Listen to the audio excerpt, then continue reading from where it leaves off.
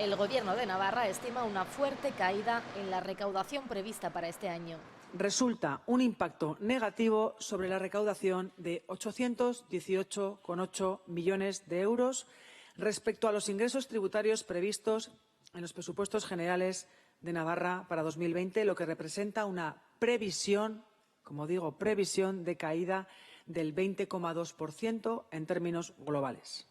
Una situación que el Ejecutivo quiere compensar con el aprovisionamiento de todos los fondos posibles. Vengan de donde vengan.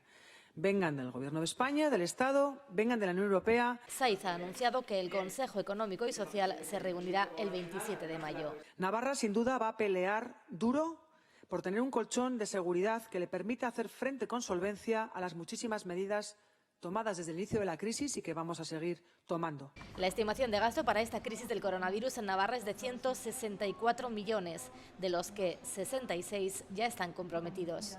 Hablamos de 75 millones de euros, por ejemplo, en el Departamento de Salud o 14 millones de euros en el Departamento de Derechos Sociales. Sobre la campaña de la renta, la consejera ha anunciado un acuerdo con entidades financieras, con las que este año, por primera vez, se ha firmado un contrato de colaboración para que presten el servicio de confección de declaraciones.